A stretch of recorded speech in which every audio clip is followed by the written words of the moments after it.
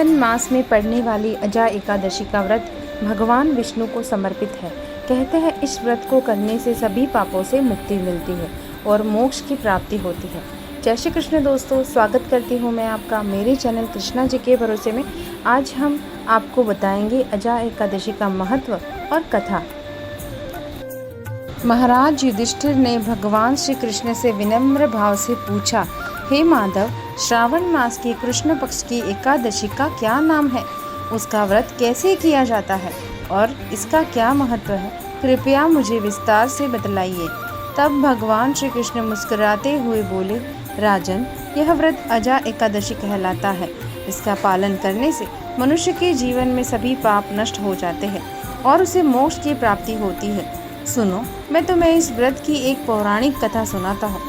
और फिर श्री कृष्ण भगवान युधिष्ठिर को राजा हरिश्चंद्र की कथा सुनाते हैं। हे धर्मपुत्र, भादो मास के कृष्ण पक्ष की एकादशी का नाम अजा है। इसका महात्म्य गौतम मुनि ही जानते हैं, जिनने युगों का परिवर्तन कर दिया था। कथा इसकी ऐसे है, सूर्यवंश में 31वीं पीढ़ी का राजा हरिश्चंद्र अयोध्या नगरी में हुआ था। उसके द्वार पर एक श्याम पट लगा था, जिसमें मणियों से लिखा हुआ यह लेख था, इस द्वार से मुंह मांगा दान दिया जाएगा। विश्वामित्र ने पढ़कर कहा, मणियों का लेख मिथ्या है। हरिश्चंद्र ने उत्तर दिया, परीक्षा कर लो। विश्वामित्र बोले, अपना राज्य मुझे दे दो। हरिश्चंद्र बोले, राज्य आपका है और क्या चाहिए? विश्वामित्र बोले, दक्षिणा भी तो लेनी है। राहु केतु तथा शनिश्चर की पीड़ा भोगनी सहज है। साढ़े साथी का कष्ट भी सुगम है। मेरी परीक्षा के पास होना बड़ा कठिन है। आपको मुर्दे जलाने पड़ेंगे, तेरी रानी को दासी बनाना पड़ेगा।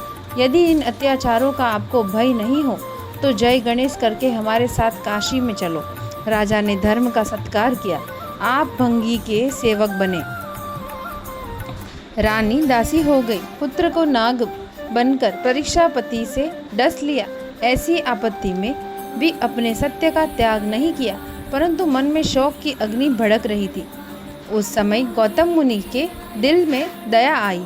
राजा हरिश्चंद्र के पास आकर कहा, तुम अजा एकादशी का व्रत विधि पूर्वक एक व्रत करो, समस्त संकट दूर हो जाएंगे। ऐसा कहकर गौतम मुनि अंतर्ध्यान हो गए। राजा ने विधि सहित अजा एकादशी का व्रत किया। उसके प्रभाव से स्वर्ग में जयकार शब्द हुआ। अपने सामने ब्रह्मा, विष्णु, महेश, इंद्रादिक देवताओं को खड़े देखकर पुत्र को जीवित तथा अपनी स्त्री को आभूषण सहित देखा। अयोध्या में आकर एकादशी का पूर्ण सत्कार किया। उसके राज में बालक वृद्ध सब एकादशी का व्रत करते हैं। अजा एकादशी व्रत के सभी जीवन के सारे दुख दूर होकर उसे पुण्य की प्राप्ति होती है। इस दिन विष्णु भगवान का नाम स्मरण करने मात्र से ही अपार फल मिलता है। अगर आपको यह जानकारी अच्छी लगी तो वीडियो को लाइक और शेयर ज़रूर करें। भगवान विष्णु का आशीर्वाद पाएं। जय श्री हरि। मिलते हैं अगले वीडियो में। जय श्री कृष्णा।